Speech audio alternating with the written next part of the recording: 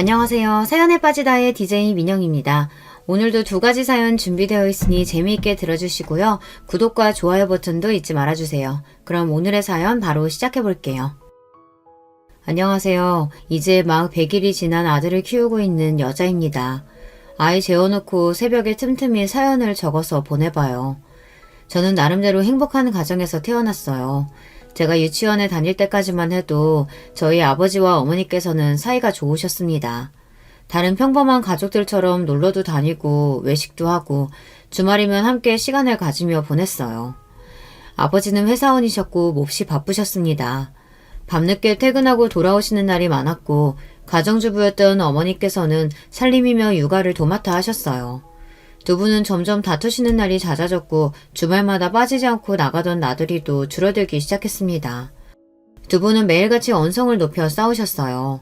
너무 어릴 적 일이라 잘 기억은 나지 않지만 아버지께서는 물건을 던지거나 벽이나 가구를 발로 차시곤 하셨어요. 어머니께서는 항상 겁에 질린 목소리로 그만하라고 애원하고 눈물을 흘리셨어요. 저는 방 안에 숨어 두 분의 다툼이 빨리 끝나기만을 숨죽여 기다렸습니다.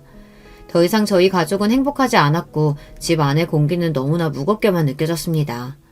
그러던 어느 날 학교를 갔다 돌아오니 어머니께서 커다란 가방에 짐을 싸고 계셨어요.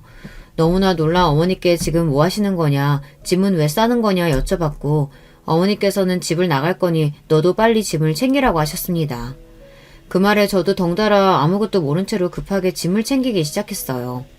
짐이라고 해봤자 당장 사용할 옷까지 몇 개뿐이었습니다. 그렇게 어머니의 손을 잡고 집을 나섰고 어머니께서는 더 이상 이 지긋지긋한 집구석에서는 못 살겠다며 울분을 토하셨습니다.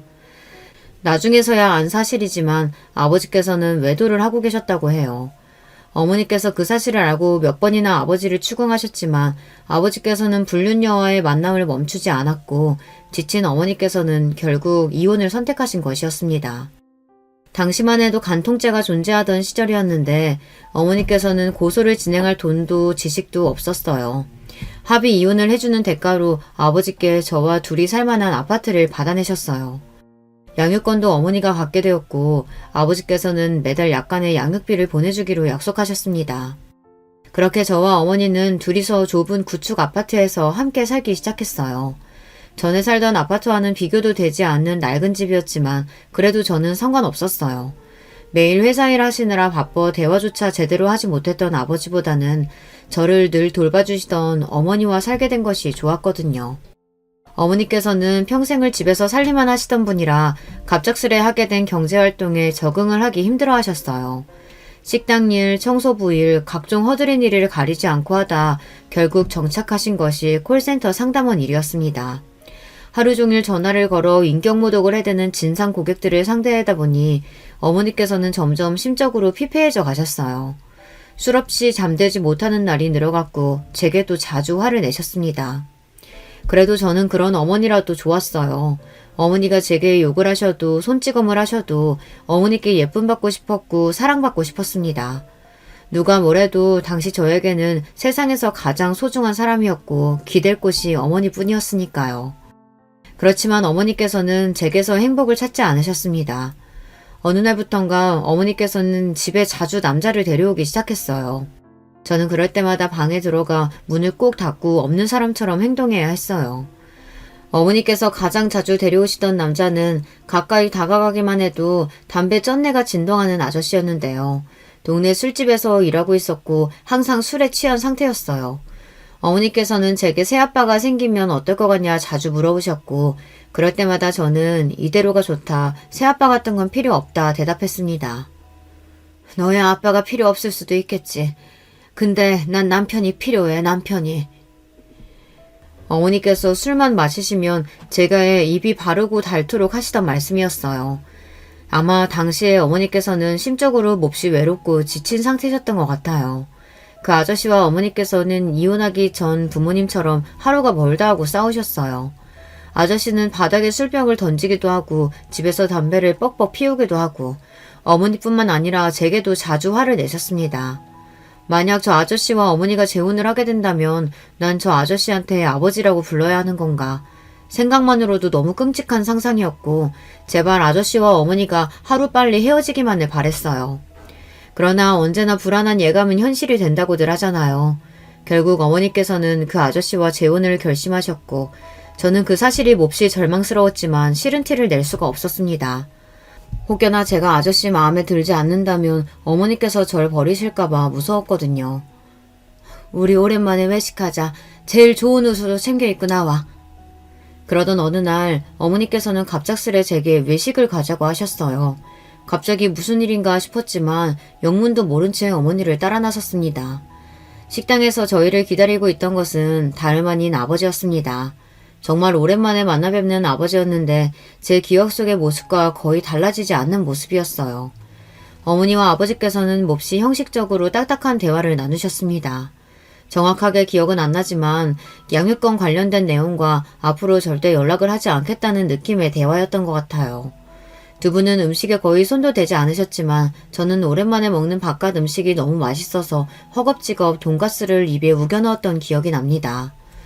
그렇게 식사 자리가 끝나고 어머니께서는 제게 잘 지내라는 인사를 하셨어요. 잘 지내라니 그게 무슨 말씀이시냐, 설마 나를 버리는 거냐 어머니를 부여잡고 울었지만 어머니께서는 매정하게 제 손을 떼어내고 가버리셨습니다. 아버지는 그런 저를 보며 한마디도 먼저 입을 열지 않으셨어요. 어머니가 사라지고 나서도 한참 동안 울던 제가 조금씩 울음을 그치자 그제서야 저를 데리고 차로 향하셨습니다. 어린 제가 느끼기에 아버지께서는 꼭 기계 같았어요. 감정이 없는 로봇이요. 제가 여기서 더 울고 아버지를 귀찮게 하면 아버지도 어머니처럼 절 버리고 갈지 모른다는 생각이 들었습니다. 울음이 나올 것 같았지만 입술을 깨물며 꾹 참았습니다. 그렇게 차를 타고 집으로 돌아가는 내내 차 안에는 침묵만이 맴돌았어요. 아버지께서는 여전히 저와 어머니와 함께 지내던 그 집에서 살고 계셨어요. 제가 떠나기 전과 달라진 점이 있었다면 그곳에 어머니 대신 다른 여자가 있었다는 사실이었죠. 못마땅한 표정으로 저를 바라보던 그 여자 뒤에는 3살 난 여자아이가 저를 호기심 가득한 눈으로 쳐다보고 있었어요. 나중에서야 알게 된 사실이지만 역시나 예상했던 대로 어머니와 재혼을 하기로 한 그 남자가 결혼을 하고 싶으면 저를 떼내고 오라고 말했고 저와 그 남자 사이에서 고민하던 어머니께서는 아버지께 연락을 해서 저를 떠넘기셨던 것입니다. 아버지께서는 어머니와 이혼하시고 바로 상간녀와 결혼해 새 가정을 꾸리고 살고 계셨어요. 새로운 부인과의 사이에서 딸도 낳고 잘 살고 있었는데 갑자기 연락이 와서 애를 데려가라니 몹시 당황하셨다고 합니다. 분명 이혼할 때 네가 데리고 살겠다고 하지 않았냐. 난 절대 못 키운다 딱 잘라 거절했지만 어머니께서는 당신이 안 데려가면 고아원에다 버리겠다. 양육권 다 포기할 테니 당신이 데려가서 알아서 키워라. 대신 앞으로 평생 동안 다시는 연락도 안 하고 없는 사람처럼 살겠다 말씀하셨다고 해요.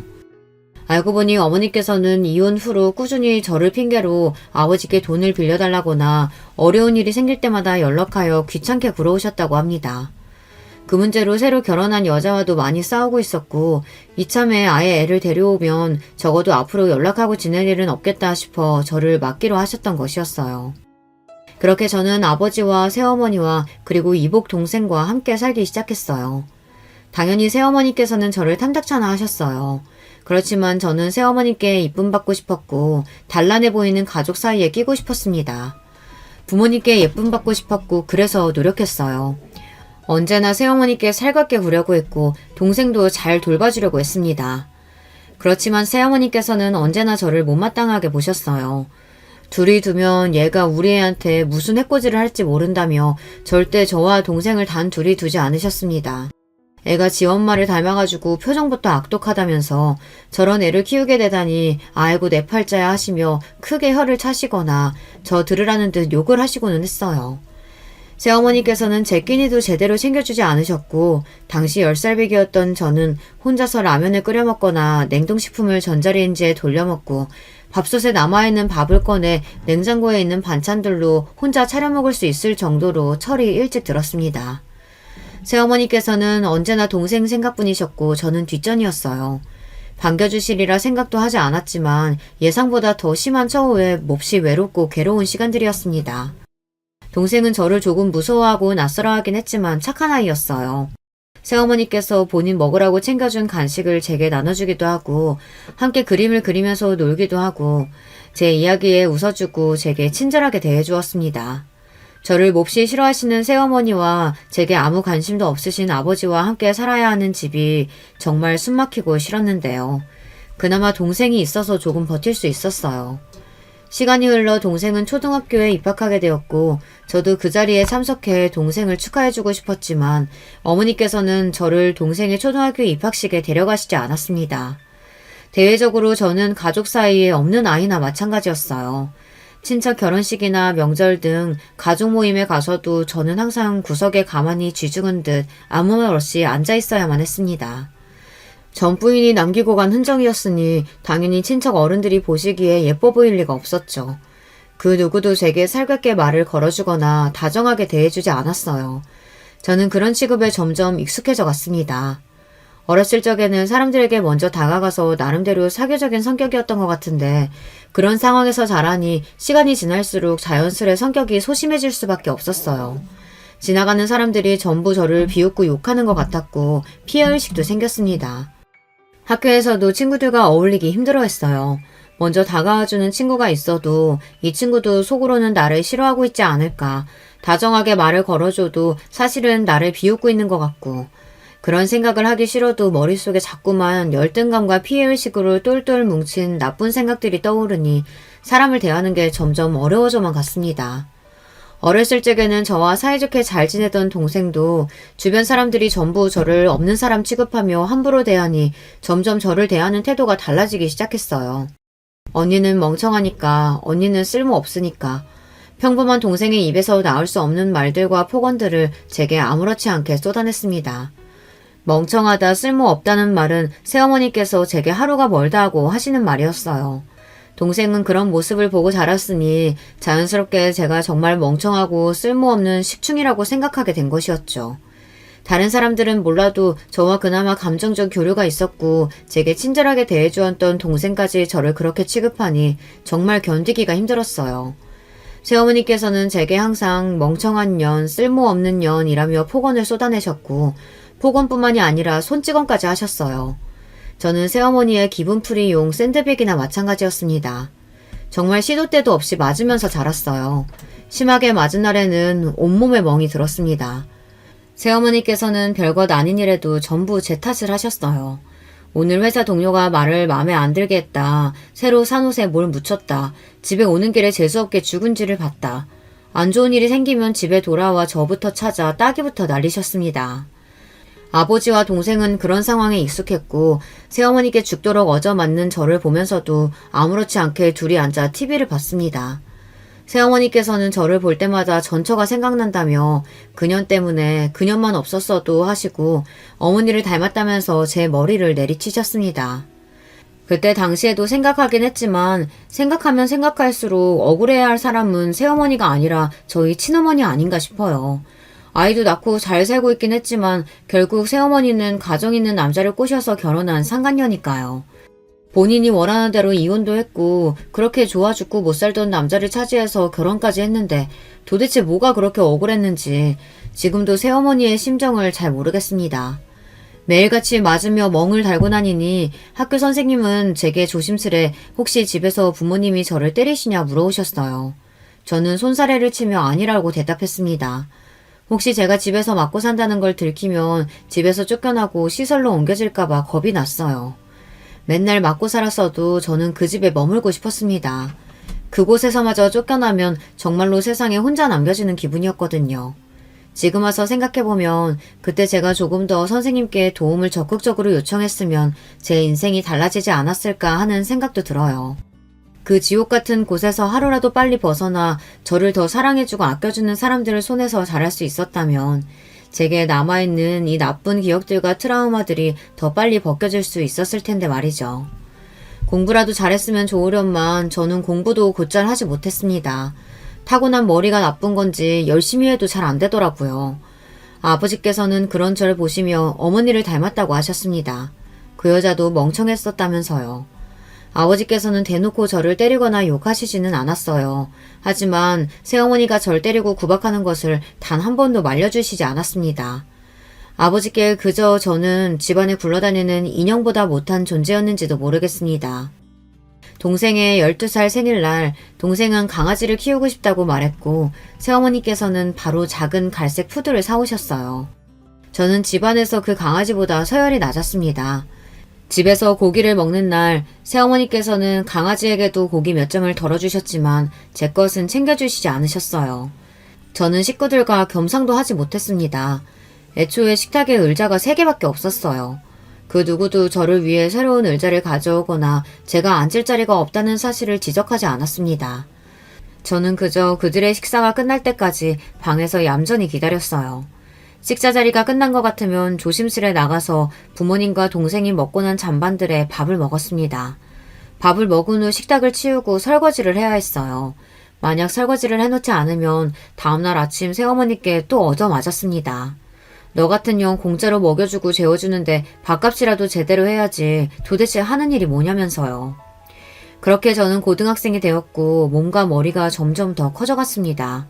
새어머니와 덩치가 거의 비슷해지자 새어머니의 물리적인 폭력에 조금 저항을 할 수 있게 되었어요. 그렇다고 맞서 싸우거나 저도 새어머니를 때린다거나 그런 것들은 전혀 생각조차 못했어요. 그저 저를 때리시는 새어머니의 팔을 잡거나 못하게 막는 수준이었습니다. 그렇지만 그마저도 새어머니께서는 감히 집에서 키우는 개만도 못한 존재가 본인에게 대들었다는 사실 자체가 너무 화가 나셨는지 이제 감히 반항을 하냐, 좀 컸다 이거냐, 한 번만 더 이런 식으로 시건방지게 굴면 정말 내쫓아버리겠다 소리를 고래고래 지르셨습니다. 그쯤부터는 제가 처해 있는 상황이 얼마나 불합리한 건지, 얼마나 반사회적인 환경에 처해 있는 건지 현실적으로 깨달을 수가 있었어요. 이전에는 그저 버림받는다는 불안감과 혼자가 되고 싶지 않다는 마음, 부모의 사랑을 갈구하는 마음, 애정 결핍, 그런 것들이 번복되어 저를 그 지옥 같은 곳에서 머물게 하고 있었지만 새어머니께 두들겨 맞고 난 다음날 멍이 가득 든 팔뚝과 피딱지가 얹혀있는 입술을 보며 더 이상 이렇게 살 이유가 없다는 생각을 했어요. 결국 그렇게 저는 집을 나왔습니다. 수중에 돈이 한 푼도 없었고 용돈 같은 것도 받아본 적이 없었기에 집에서 나오기 전에 무작정 새어머니의 지갑을 들고 나왔어요. 태어나 처음으로 해본 나쁜 짓에 가슴이 쿵쿵 뛰었습니다. 지갑 안에는 새어머니의 주민등록증과 신용카드 몇 개, 그리고 꼬깃꼬깃한 10,000원짜리 지폐 4-5개가 들어있었어요. 카드는 사용했다가는 바로 알림이 가거나 위치 추적이 될 테니 당장 사용할 수 있는 현금만 꺼내고 나머지는 우체통에 넣었습니다. 어디서 들은 건데 주민등록증이 들어있는 지갑은 우체국에서 배달을 해준다고 했거든요. 사실 그냥 쓰레기통에 처박아 버릴까 생각도 했지만 어린 마음에 새어머니가 지갑을 찾지 못한다면 날 절도죄로 신고하지 않을까 하는 말도 안 되는 생각을 했던 것 같아요. 집을 나오긴 했지만 당장 갈 곳도 없었고 처음에는 PC방으로 향했어요. 그곳에서 날이 저물 때까지 인터넷으로 재미도 없는 것들을 찾아보며 컵라면을 시켜 먹었습니다. 저와 같은 가출 청소년들이 주로 어디로 가는지 어디에서 모이는지 검색도 해봤어요. 그러나 제대로 된 정보는 나오지 않았고 밤이 늦어지자 PC방 직원이 제게 다가와 미성년자는 이제 나가야 된다며 저를 쫓아냈습니다. 갈 곳이 없었던 저는 찜질방으로 들어갔어요. 그날 이후로 며칠 동안 찜질방에서 먹고 자며 지냈습니다. 학교에도 말없이 나가지 않았습니다. 처음에는 누군가 나를 찾아오지 않을까, 경찰이나 학교에서 제 행방을 찾지 않을까 하는 일말의 기대도 했지만 찜질방에서 지내는 며칠 동안 그 누구도 저를 찾아오지 않았습니다. 저는 그 당시에 핸드폰도 없었어요. 저보다 훨씬 어린 동생은 핸드폰이 있었지만 저는 핸드폰을 가지지 못했습니다. 차마 부모님께 핸드폰을 사달라는 말씀조차 드리지 못했어요. 핸드폰은커녕 교복도 다 떨어질 때까지 입었는데 당연한 일이었죠. 애초에 핸드폰이 있을 필요성도 느끼지 못했습니다. 그 누구도 저한테 연락할 일이 없었을 테니까요. 찜질방에서 며칠 지내다 보니 저와 처지가 비슷한 것 같은 여자아이 한 명을 발견할 수 있었습니다. 그 아이는 제 또래처럼 보였는데요. 찜질방을 나가지 않고 며칠 동안 그 안에서 지내고 있었어요. 그 아이도 저를 보고 비슷한 생각을 했는지 먼저 말을 걸어왔어요. 당시 저는 또래 아이들뿐만 아니라 타인을 대하는 것이 몹시 어려웠거든요. 당황하면 말도 심하게 더듬고 남들이 보기에는 어딘가 모자란 애처럼 보였을 수도 있었을 것 같아요. 그렇지만 그 아이는 그런 저를 보고 비웃거나 이상하다 피하지 않았어요. 편하게 이야기를 나눠주었어요. 그 아이는 아버지와 단둘이 살던 아이였는데 아버지가 매일같이 술을 먹고 들어와서 본인을 때렸다고 했어요. 그러면서 제게 팔뚝과 허벅지에 흉터를 보여줬는데 벙뿐만 아니라 날카로운 것에 긁힌 것 같은 상처도 있었습니다.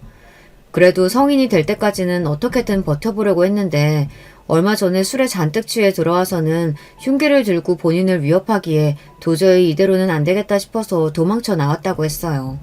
그때 도망쳐 나오지 않았으면 본인은 죽고 아버지는 깜빵에 갔을지도 모르겠다며 웃는데 웃는 얼굴이 웃는 게 아니더라고요. 일단 살기 위해 도망쳐 나오기는 했는데 가진 돈도 없고 어디로 가야 할지 몰라 찜질방에서 지내고 있다고 했어요. 그 이야기를 듣고 저도 제 상처들을 보여주며 제 이야기를 해주었습니다. 모든 이야기를 들은 친구는 어떻게 그런 나쁜 사람이 있을 수 있냐며 본인의 일처럼 화내주었어요. 본인은 어렸을 적부터 어머니가 없이 자라서 어머니에 대한 환상이 조금 있었는데 꼭 모든 어머니가 착한 건 아니구나 하면서요. 그러면서 그 친구는 자기가 여기서 며칠 동안 지내면서 들은 이야기가 있는데 우리 같은 처지의 아이들이 모여서 살 수 있는 아지트 같은 공간이 있다면서 혹시 괜찮다면 같이 거기를 가보지 않겠냐고 얘기를 꺼냈습니다. 처음에는 솔직히 조금 무서웠어요. 좋은 아이 같기도 했지만 혹시 이게 날 납치하려는 수법이면 어떡하지? 나를 납치해서 인신매매를 하거나 장기 밀매를 하려는 속셈은 아닌가 싶었거든요. 제 그런 걱정이 얼굴에 나타났는지 친구는 웃으며 본인도 이야기를 듣긴 했는데 혼자서는 겁나서 못 가고 있었던 거라며 너랑 둘이 같이 가면 그래도 나쁜 짓은 안 당할 것 같아서 이야기를 꺼내는 거다 말해주었어요. 그 말에 저도 조금 더 용기가 났고 그렇게 저와 친구는 아지트를 향했습니다. 아지트는 겉으로 보기에는 평범한 빌라의 옥탑방이었는데요. 갇힐 청소년들이 모여서 사는 곳이었어요. 다행히도 남자들은 아무도 없었고 한 대학생 언니가 그 모임의 장이라고 했습니다. 그 언니는 가정폭력의 피해자였고 미성년자의 나이로 가출해서 돈을 모아 이 옥탑방을 샀고 그 뒤로 본인과 같은 상황에 처해 있는 아이들이 지낼 보금자리를 제공해주고 있다고 했어요. 솔직히 처음에는 가출팸이니 뭐니 하면서 삐뚤어진 아이들끼리 모여서 술을 마시거나 담배를 피며 못된 짓을 하는 곳이지 않을까 지레 짐작했었는데요. 그곳에서 지내는 아이들은 다들 너무나 착하고 멀쩡한 바른 친구들이었습니다. 다들 집을 나올 수밖에 없었던 기구한 사연이 있었어요. 한 친구는 다리가 저렸는데 어머니가 의자로 다리를 내려치며 장애인을 만들었다고 했어요. 심지어 새어머니도 아니고 친어머니였는데 심한 알코올 중독자였다고 합니다. 한 친구는 새아버지가 자꾸 몰래 훔쳐보고 못된 짓을 하려고 해서 도망쳐 나온 것이었고 참다 못해 어머니께 그 사실을 말씀드렸는데도 네가 좀 참으라며 새아버지의 성희롱을 방관했다고 했어요. 참 이 세상에 나만 불행한 줄 알았는데 나보다 더 어려운 상황에서 자란 아이들이 많았구나 싶었습니다. 그곳에서 저는 성인이 될 때까지 공부도 하고 일도 하며 지냈어요. 지금도 그 대학생 언니와 저를 그곳에 데려가준 친구에게는 고마운 마음입니다. 그 긴 시간 동안 가족들은 그 누구도 저를 찾지 않았어요. 그때 저는 인정할 수밖에 없었습니다. 가족들에게 저는 키우는 개만도 못한 존재였다는 사실을요. 키우던 개가 집을 나갔어도 그렇게까지 아무런 관심이 없지는 않았을 거예요. 아지트에서 함께 지내던 한 친구의 도움으로 미용 일을 배워 미용사를 시작했어요. 미용 일은 어려웠지만 제 적성에 잘 맞았어요. 어느 정도 돈이 모이자 아지트에서 나와 자취를 시작했고 그렇게 꾸준히 돈을 모으며 일을 하다 보니 정식으로 미용사 이름표도 달고 다른 사람들처럼 나름대로 멀쩡하게 번듯하게 살게 됐어요. 함께 일하는 미용실 동료 소개로 만난 남편과도 이야기가 잘 통해서 결혼 이야기를 나누게 되었고요.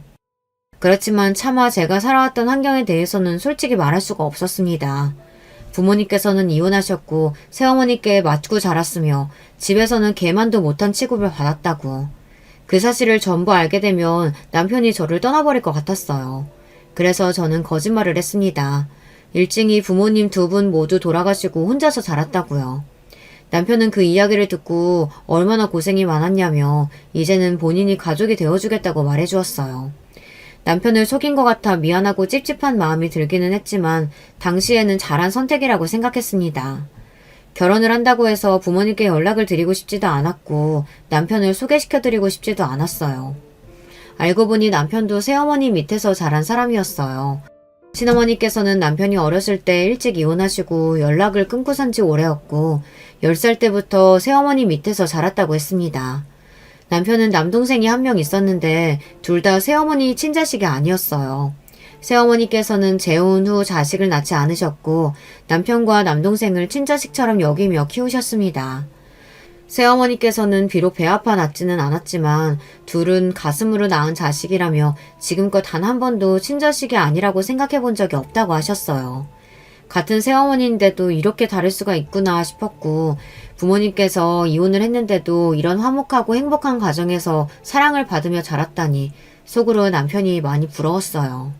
시부모님께서는 부모 없이 자라서 얼마나 힘들었냐며 이제부터 우리를 친부모처럼 생각하고 살자 말씀해 주셨고 사실상 거의 부모 없이 자란 거나 마찬가지였지만 시부모님의 말씀에 조금 양심이 찔리기는 했습니다. 어찌됐든 제 친부모님들은 두 분 다 멀쩡히 살아계셨고 저를 나름대로 키워주신 새어머니께서도 마음만 먹으면 연락을 드릴 수 있었으니까요.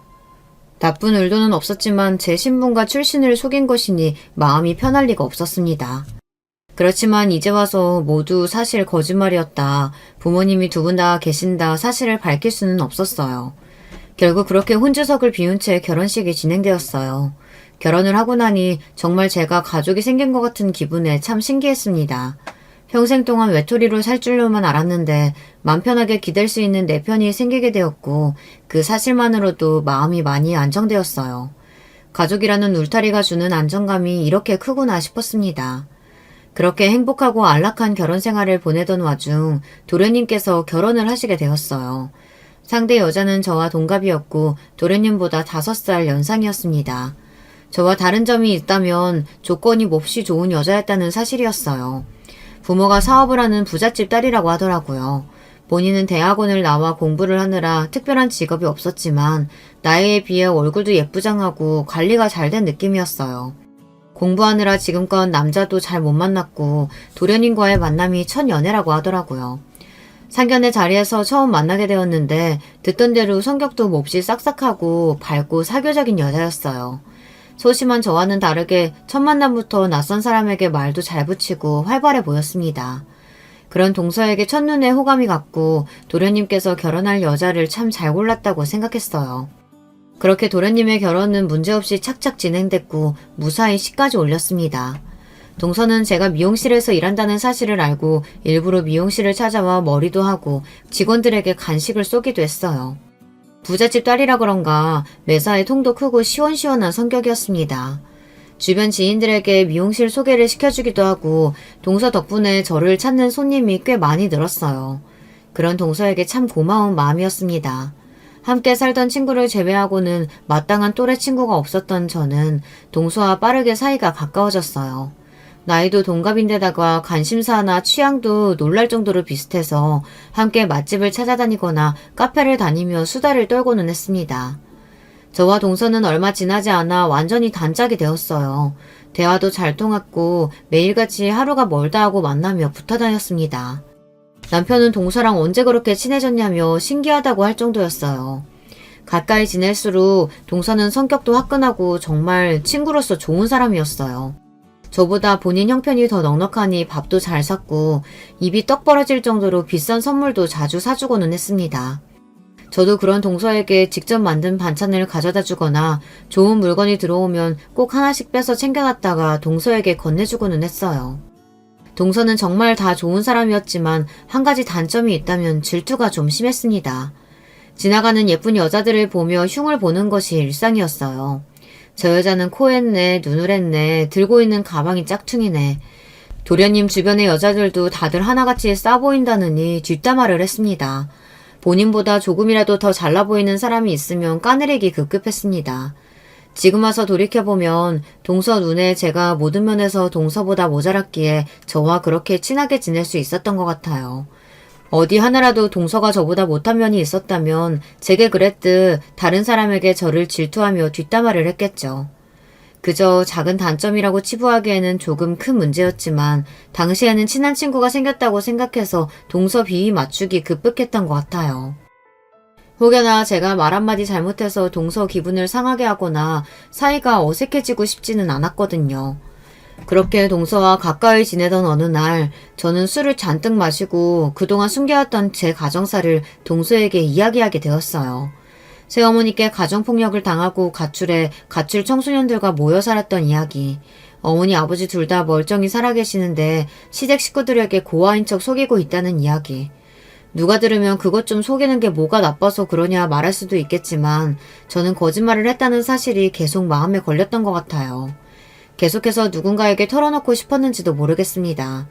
모든 이야기를 들은 동서는 본인의 일처럼 몹시 안타까워하며 너무 힘들었겠다. 그래도 그동안 잘 버텼다. 비밀은 지켜줄 테니 걱정하지 마라. 저를 다독여줬고 저는 그날 이후로 동서에게 더 깊은 친밀감을 느끼게 되었습니다. 그 뒤로도 저와 동서는 꼭 붙어 다녔어요.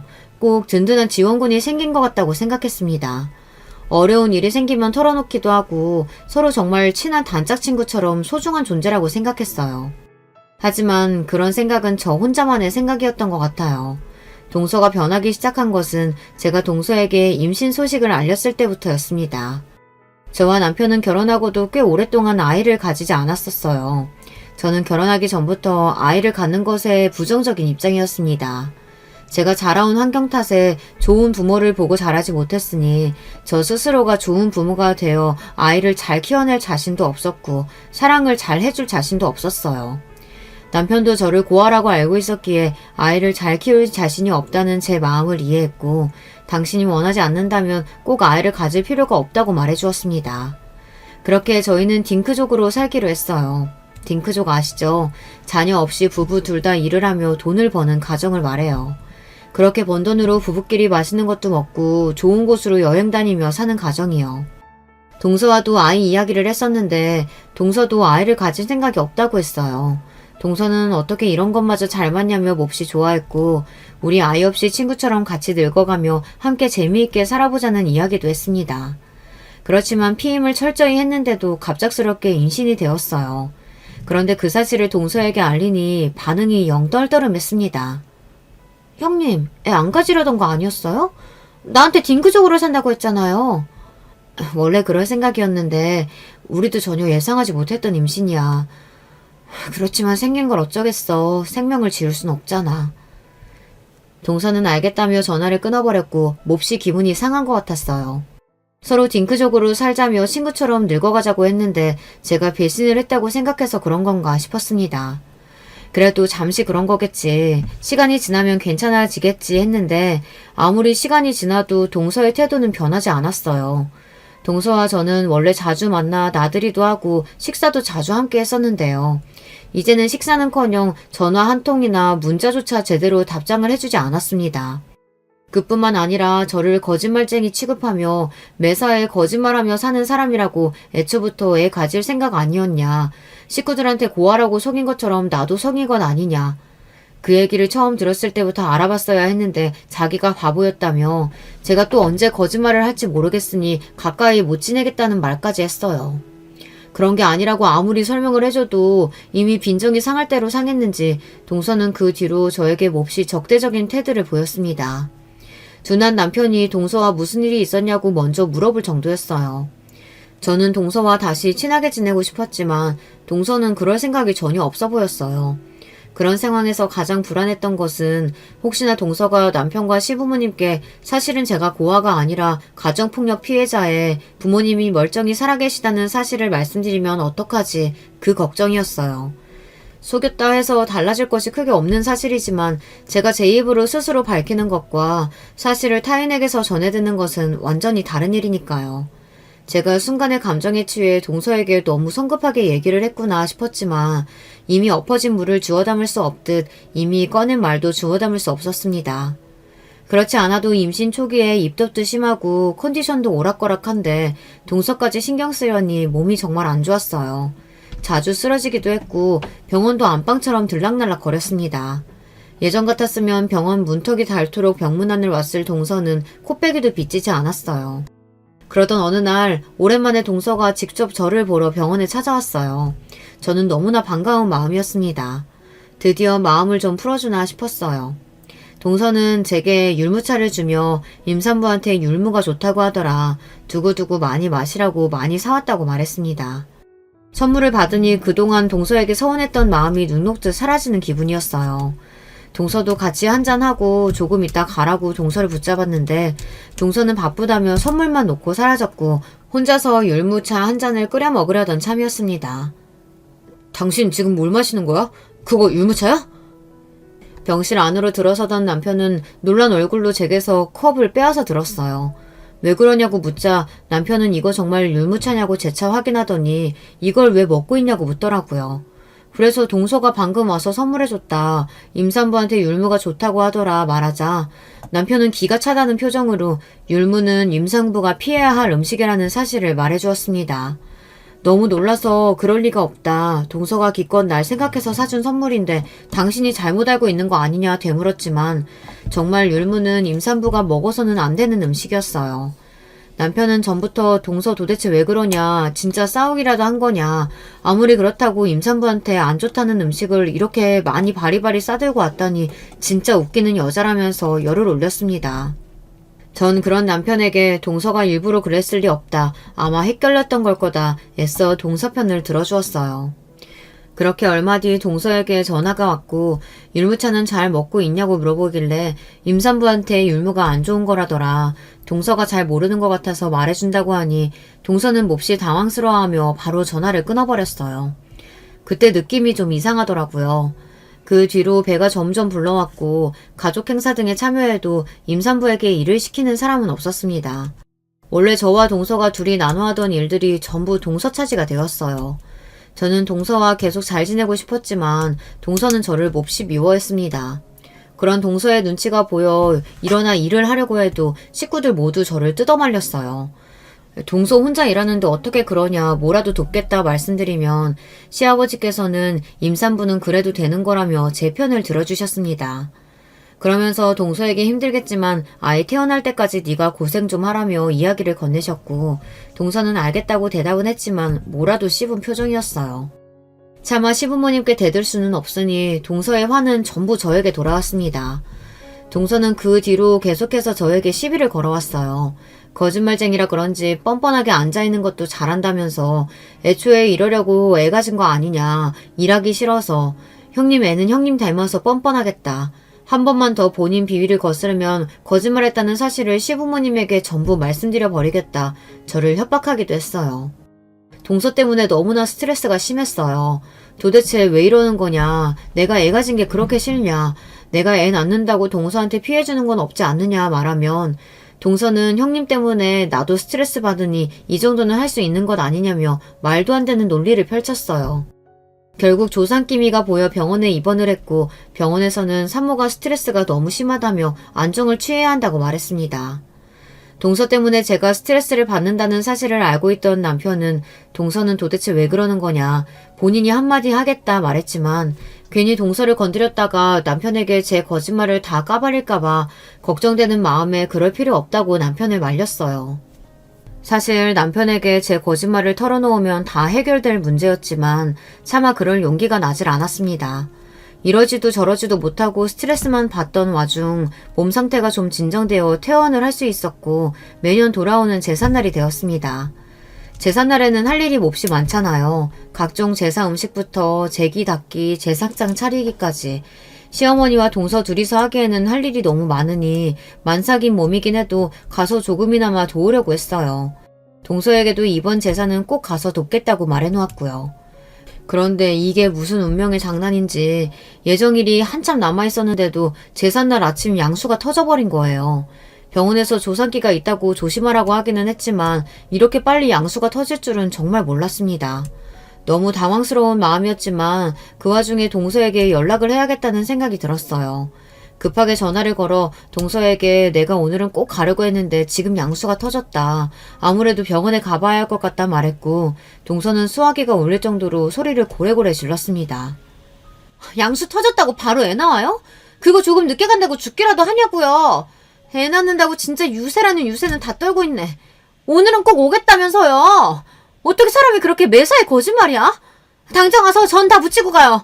안 그러면 후회하게 만들어줄 테니까. 그러나 동서에게 뭐라고 대답을 하기도 전에 견딜 수 없는 고통이 저를 덮쳤고 그대로 전화를 끊고 바로 구급차를 타고 병원으로 향했습니다. 그렇게 아들을 출산했고 정신을 차렸을 때 가장 먼저 든 생각은 혹시 동서가 정말로 시댁 식구들에게 그 사실을 전부 말했으면 어떡하지 그 걱정이었어요. 다행히도 제사로 정신없는 통에 그런 일은 벌어지지 않았던 것 같더라고요. 다행이다 싶었지만 한편으로는 더 이상은 이렇게 못 살겠다 싶었어요. 거짓말은 또 다른 거짓말을 낳는다고 더 이상 남편과 시댁 식구들에게 저를 속이고 싶지 않았습니다. 시어머님과 동서는 제사 뒷정리를 하느라 못 왔다고 했고 시아버님과 남편이 아이를 안고 들어와 너무나 고생했다며 장하다 저를 칭찬해 주셨어요.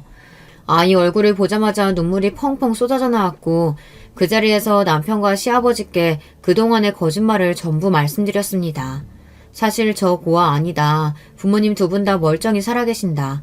근데 그동안 말할 용기가 없었다. 새어머니한테 맞고 자랐다. 집안에서 거의 내다 버린 자식이었다. 남편도 새어머니 밑에서 자랐는데 너무 행복해 보여서 부러웠다. 동서에게 이 사실을 털어놨는데 임신한 후로 계속 이 사실을 식구들에게 말해버리겠다고 협박했다. 같이 자식 없이 살자고 했으면서 어떻게 배신할 수가 있느냐며 나를 나쁜 년 취급했다. 너무 스트레스 받고 힘들었다. 틈만 나면 나한테 거짓말쟁이다. 나 같은 여자 밑에서 자랄 자식이 불쌍하다. 오늘도 아침에 양수가 처졌다고 전화하니 그거 좀 늦게 낳는다고 안 죽는다며 소리를 고래고래 질렀다. 도저히 이렇게는 못 살겠어서 지금 다 말씀드리는 거다. 속에서 너무 죄송하다. 줄줄이 제 속마음을 털어놓고 나니 정말 속이 뻥 뚫린 듯 시원했습니다. 제 이야기를 모두 들은 시아버지께서는 잠시 무언가를 생각하시는 듯 하더니 한숨을 푹 쉬고 입을 여셨어요. 사실 네 동서 애 안 낳는 게 아니고 못 낳는 거다. 불임이야. 전혀 예상하지도 못했던 말에 눈이 휘둥그레졌어요.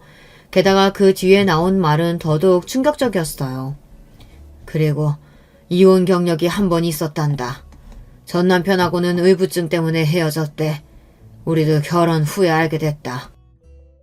알고 보니 동서는 도련님과 결혼하기 이전에 한 번 결혼을 했던 적이 있었어요. 공부하느라 연애라고는 한 번도 못 해봤고 남자라고는 도련님이 처음이라더니 그 모든 것들이 다 뻔뻔스러운 거짓말이었던 겁니다. 결혼 후 아이 이야기에 반응이 너무 과하길래 영 이상하다 싶어 조사를 좀 해봤더니 불임에다가 이혼 경력이 있었던 거예요. 질투가 심한 사람이었기에 전 남편을 쥐잡듯 잡았고 전 남편은 동서처럼 심한 을부증 환자와는 도저히 못 살겠다며 이혼을 했던 것이었습니다. 모든 사실을 알고 난 도련님께서는 당연히 이건 사기 결혼이다, 이혼하겠다 선언했지만 동서는 도련님의 바지가랑이를 잡고 매달리며 제발 용서해달라, 당신을 너무 사랑해서 그런 거다. 절대 당신한테는 그런 이상한 짓 안 하겠다. 평생 고분고분 내조 잘하며 살겠다 매달려서 결국 참고 살기로 했던 것이었습니다. 그래서 그동안 제게는 그렇게 불같이 굴었음에도 시댁 식구들과 도련님께는 얌전한 강아지처럼 내내 하며 말을 잘 들었던 것이었고요. 시아버지께서는 이제 정신을 좀 차리고 사람 됐나 싶었더니 뒤로는 그런 짓을 하고 있을 줄은 정말 몰랐다며 이제 더 이상 참고 살아줄 이유가 없다, 이혼시키겠다 말씀하셨어요. 이야기를 전해들은 도련님 또한 몹시 화를 내시며 바로 사기 결혼으로 이혼 소송에 들어갔습니다. 알고 보니 동서는 전 남편과 헤어질 때도 이혼 소송으로 돈을 많이 썼다고 하더라고요. 변호사 선임 비용에도 돈이 많이 깨졌는데 위자료까지 거액을 물어줘서 친정에서 그 돈을 다 내줬다고 했어요. 동서는 이번에 소송하면 절대 집안에서 도와주지 않을 거라며 제발 소송 없이 이혼해달라, 합의 이혼해주면 조용히 사라지겠다 싹싹 빌었지만 도련님께서는 결국 소송을 걸었고 전에 듣기로는 변호사도 없이 혼자 나왔다고 하더라고요. 안타깝게도 동서가 불임에 재혼 사실을 숨기고 결혼했다는 사실을 알게 된 지 3개월이 훌쩍 지난 뒤여서 혼인 취소 소송은 걸지 못했지만 이혼 소송 결과는 당연히 도련님 쪽의 승리였어요. 그래서 거액의 위자료를 받게 되었습니다. 가진 게 쥐뿔도 없는 여자라 위자료를 못 받으면 어쩌나 걱정했는데 그래도 동서 친정에서 위자료는 전달했다더라고요. 동서 부모님께서는 도련님께 미안하다며 동서가 그런 사실을 다 숨기고 결혼한지 본인들도 몰랐다. 이게 동서 부모로서 해주는 마지막 일일 거다. 저런 정신 나간 년은 우리도 더 이상 못 걷어준다. 알아서 살라고 내쫓을 거다 말씀하셨다고 해요. 그 뒤로 동서 소식은 전혀 전해 듣지 못했고 저희 식구들은 아무 문제 없이 아주 화목하게 지내고 있습니다. 솔직히 아이를 처음 가졌다는 걸 알게 됐을 때 임신한 기간 내내 정말 불안했어요. 제가 좋은 엄마가 될 수 있을까에 대한 확신도 가지지 못했는데 옆에서 동서가 저를 많이 힘들게 했으니까요. 스스로 거짓말을 했다는 것에 계속해서 죄책감이 느껴지기도 했고요. 그렇지만 이제는 모든 문제가 해결되었고 모든 사실을 숨김없이 다 밝혔고 시댁 식구들은 그런 저를 아무런 편견 없이 받아들여 주었습니다. 제 품 안에 안겨 잠든 아들을 볼 때마다 걱정했던 것이 무색해질 정도로 요즘은 너무나 행복한 기분뿐이에요. 제가 사랑을 받지 못하고 자란 만큼 아들에게는 사랑을 넘치도록 듬뿍 주며 키우고 싶습니다. 앞으로도 좋은 아내 그리고 좋은 엄마가 될 수 있도록 노력하며 살아가겠습니다. 부디 우리 가족의 앞날, 특히 사랑하는 우리 아들의 앞날에 항상 행복만이 가득하길 바라며 이 글을 마치겠습니다. 안녕하세요. 저는 경기도 부천시에 거주하고 있는 40대 여성이에요. 저는 오늘 제가 겪어본 경험담을 풀어보고 싶어서 사연에 빠지다 문을 두드리게 되었는데요. 결혼하기 이전에 제가 살아온 길은 단순한 듯 복잡하였던 것 같아요. 제가 9살 때였는데 아빠가 바람을 피우셨어요. 엄마한테 걸리셔서 두 분이 엄청 싸우셨었고요. 다시는 바람을 안 피우시겠다고 아빠가 그런 다짐을 하셨던 모습이 제 기억에 얼핏 남아있네요. 그리고 제가 11살 되던 해에 아빠는 돌아가셨죠. 어느 주말 저녁이었는데 난데없이 엄마가 혼비백산하셔서는 가방이란 겉옷을 급하게 챙기셨어요. 희선아, 엄마는 지금 갑자기 연락이 와서 병원에 가봐야 하거든? 그러니까 혼자 밥 잘 챙겨 먹고 혹시 무슨 일 생기면 옆집 이모한테 가서 도움 청하고, 알았지? 응, 알았어. 근데 엄마 어디가? 연락이 어디서 온 거야? 혹시 아빠 연락이야? 아까 전화 받을 때 엄마가 아빠 이름 부르는 것처럼 들렸는데. 그리고 제 물음에 답하지 못하시더니 이내 눈물을 훔치시며 집을 나서셨죠. 저는 이튿날에 알게 되었어요. 아빠가 바람난 여자하고 바닷가로 몰래 놀러 가셨다가 돌아오는 길에 교통사고가 나는 바람에 돌아가셨다는 사실을 말이에요. 엄마가 그 상간녀의 가족들과 나누시는 대화를 제가 엿드는 바람에 전말을 다 알게 되었어요. 아빠는 돌아가셨으나 그 상간녀는 크게 부상을 입었어도 어쨌든 목숨을 부지하셨어요. 그런데 알고 보니까 그 상간녀가 유명인의 조카였던 거예요. 당시에 그 유명인은 예능 프로그램에도 나오고 있었고 책도 출간했었습니다. 그때는 서점이 주요 문화생활의 거점이었거든요. 그러니 유명인이라고 불러야 마땅했죠. 게다가 그 상간녀는 어느 부잣집 아들하고 결혼을 전제로 교제 중이었다네요. 그런 와중에 유부남하고 바람을 피웠던 겁니다. 상간녀의 가족들은 엄마에게 이러한 추문을 외부에 발설하지 않는 대가의 비용으로 거액을 제시하셨어요. 엄마는 어린 자식인 저를 생각해서 그 돈을 받으셨습니다. 왜냐하면 이틀 정도를 제 얼굴 빤히 보시면서 제 머리를 가만히 쓰다듬거나 꼭 안아주셨거든요. 그래서 저는 눈치챘어요. 저는 어렸지만 나이에 비해 상황 판단이 빠른 아이였던 것 같아요. 엄마에게 이런 소리를 했으니까 말이죠. 엄마, 이거 아무한테도 말하지 마. 돈 생겼다고. 이제 돈 많다고 그런 얘기 절대로 아무한테도 하면 안 돼? 당연하지, 우리 딸. 엄마가 어디 가서 이런 얘기를 하겠어? 안 그래? 엄마 가족한테 할 수 있잖아. 나는 외가 친척들이 절대로 이걸 몰랐으면 좋겠어. 그러면 우리 돈 다 빼앗으려고 할 거니까. 혜선아, 네가 어떻게 그런 생각을... 아니다. 그만큼 이 엄마가 너에게 신뢰를 주진 못했다는 뜻이겠지. 그래, 알았어. 엄마가 우리 딸이 하자는 대로 꼭 따를게. 당혹스러워 하시던 엄마였지만 곧 수긍을 하셨죠. 외삼촌이 저희 집을 등쳐먹으셨다는 거 저는 진작 알고 있었어요. 그것 때문에 제가 학교 입학했던 직후에 거짓고로 하고 다녔다는 건 역시도 말이죠. 그리고 외할아버지 외할머니께서는 외삼촌 편이셨어요. 또한 언제나 큰이모한테는 아들만 둘 낳은 기특한 효녀, 시댁에서 사랑받을 며느리 이런 식으로 표현을 하셨는데 저희 엄마한테는 딸년 하나 덜렁 낳고 처량하게 산다라는 식으로 힐난하셨어요. 그러신 분들이 저를 기특해 하실 일은 없었죠. 희선이 저것은 기집애가 눈 똑바로 뜨고 어린 것이 할 말 다 하는데 벌써부터 싹수 노랗구나. 커서 뭐가 될는지 벌써부터 걱정이야. 기집애가 저러면 안 되는데. 부모가 교육 못 시키고 있는 탓이 큰 게지. 그렇고 말고. 상대가 자기를 좋아하는지 싫어하는지 어린 아이들도 그 진심을 다 알고 구분해요. 그래서 저는 외가 사람들이 저를 얼마나 못마땅해 하고 안 예뻐하는지 다 인지하고 있었습니다. 늘 그렇게 저희 집을 향해 툴툴 대셨던 분들이 저희 집이 가장 만만했는지 어느 날 외할아버지께서 질환으로 쓰러지셔서 갑자기 수술하게 되었을 때 가장 먼저 저희 집에게 손을 벌리시더라고요. 엄마는 이런 말씀까지 하신 적이 있었어요. 나는 내 집안 식구들 때문인지 네 아빠가 바람 피우고 밖으로 놔두는 것에 그리 떳떳하게 따지질 못하겠다는 기분이 들 때도 있었어. 내가 오죽 식구들 때문에 마음고생을 많이 했으면 그런 기분까지 들었을까. 하지만 친가 쪽은 완전히 콩가루 집안이라서 뿔뿔이 흩어져 사는데 그나마 제사를 챙기는 신용이나마 하면서 헌신하는 사람은 엄마뿐이었거든요. 그렇기 때문에 저는 바람을 피우셨던 아빠에 대해서는 무조건 엄마의 잘못이 없다고 생각을 해왔습니다. 아빠가 돌아가신 것 너무 갑작스러웠고 그 내막마저 혼란스럽게 짝이 없었지만 어쨌든 저는 엄마가 앞으로는 행복하게 덜 걱정하시면서 사시기를 바랐어요. 그런 마음으로 돈 생겼다는 얘기를 절대 아무한테도 하지 마시라고 당부했던 것이고요. 시간이 흘러 제가 중학교 3학년 때 엄마가 잠깐 어떤 아저씨를 만난 적이 있었는데요. 저는 엄마의 인생이니까 무조건 연애를 하셔도 된다고 생각했어요. 아무 불만 없었습니다. 엄마가 연애를 시작하시고서 얼굴이 점점 펴시는 모습이 보기도 좋았고요. 어쩌면 재혼을 하시게 될지도 모른다고 짐작했었네요. 그런데 몇 달이 지난 후에 재혼 소식은커녕 결별 소식을 엄마가 전해오셨어요. 맥주 한 캔을 비우신 엄마가 한숨을 쉬며 말씀하셨죠. 알고 보니까 그 인간이 내 돈을 노리는 거였더라. 그 인간에게 다른 여자가 있었어. 그 여자랑 통화하는 소리를 엄마가 우연히 엿들어서 알게 된 거야. 찬운이지.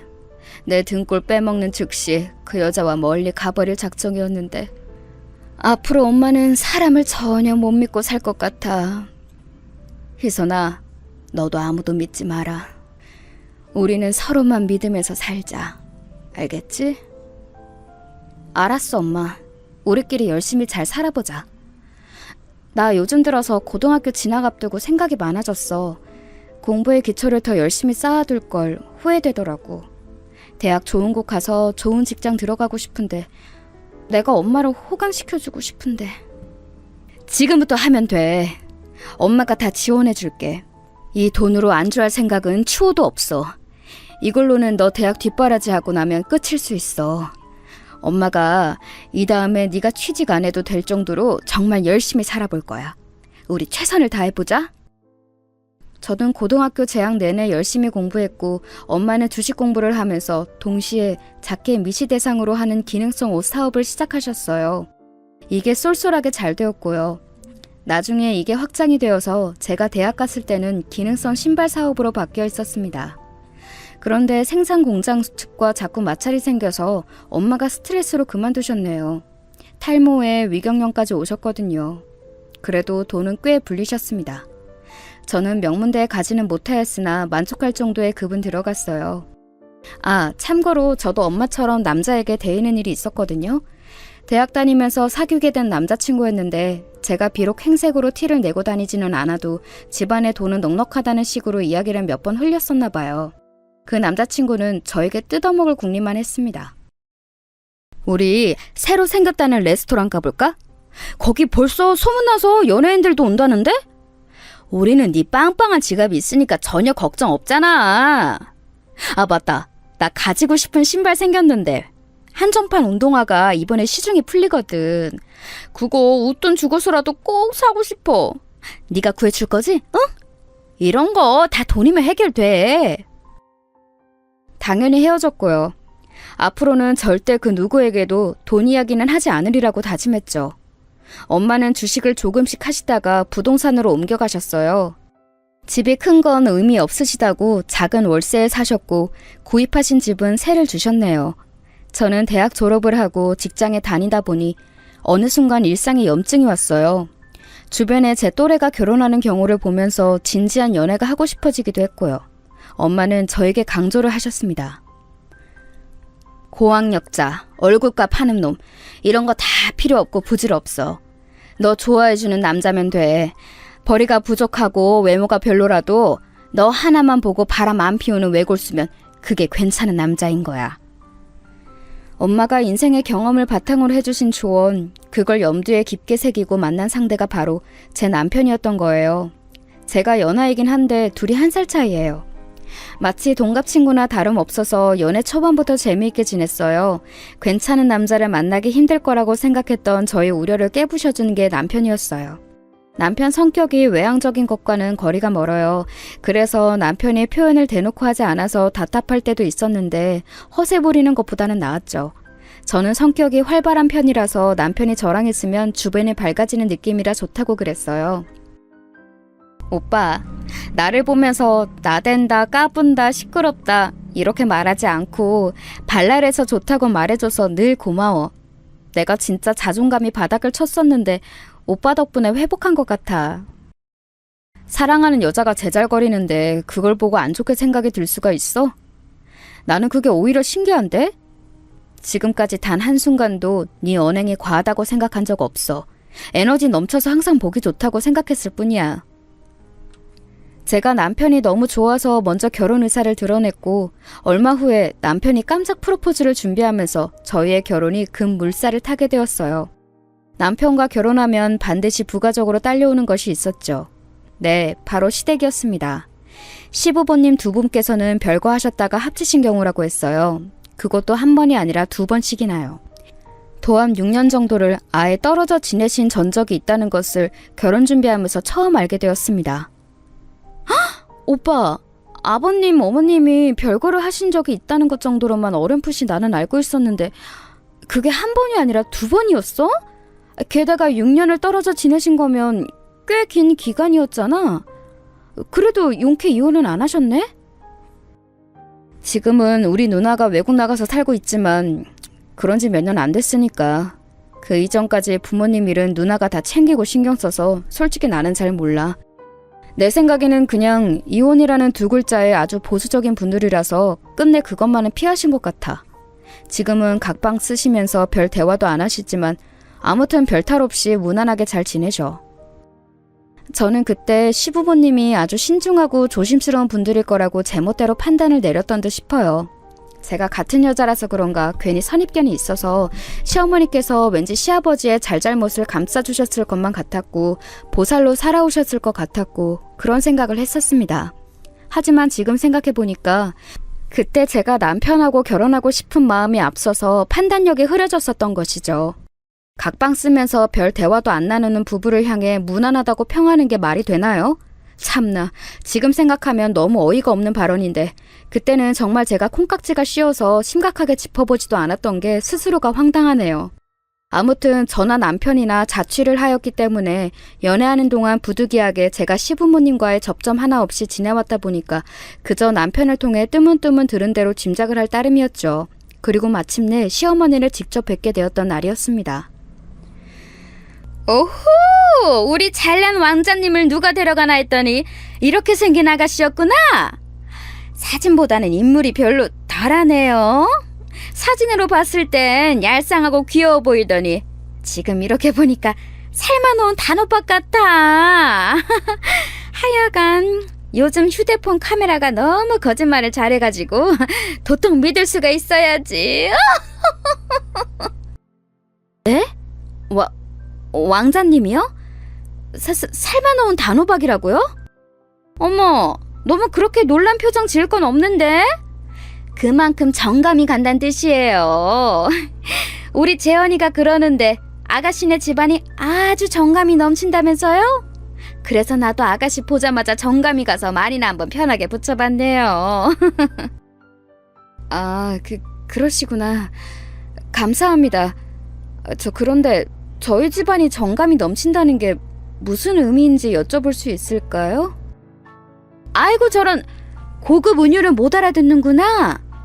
집에 돈이 부족해서 정만 있을 것 같다고.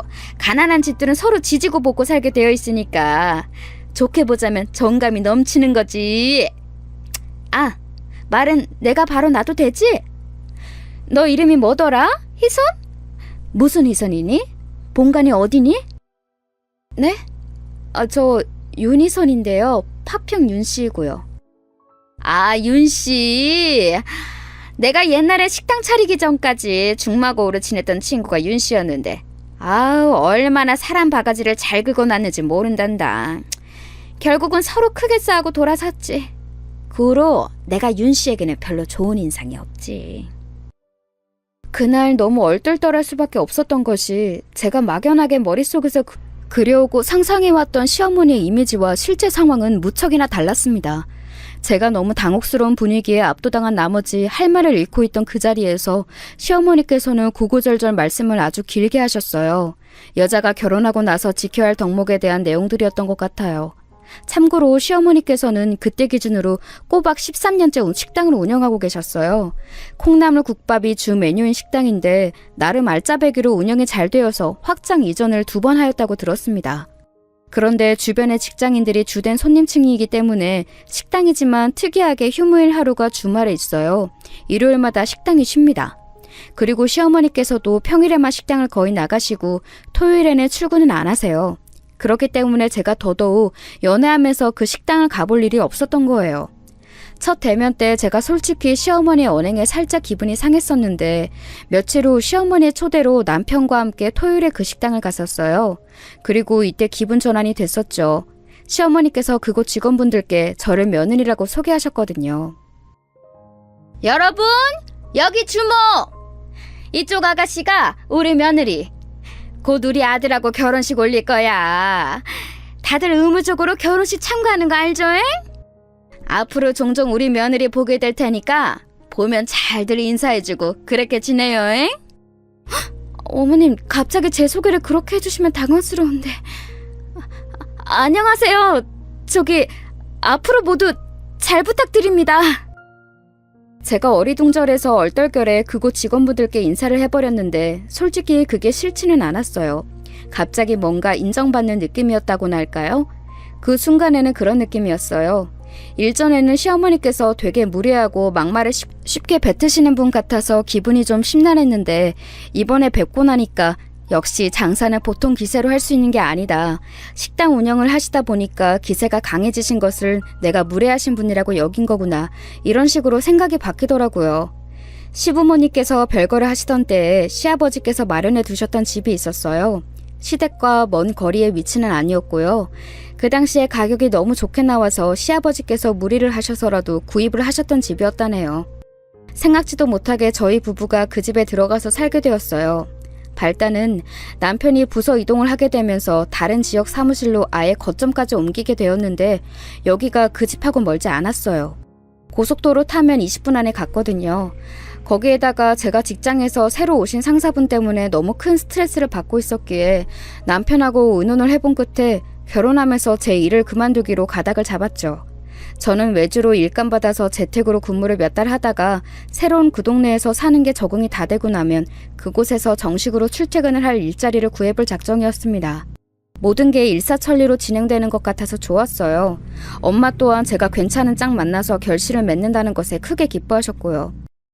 우리 딸은 엄마보다도 훨씬 100배 1000배로 더 결혼생활 잘할 거야.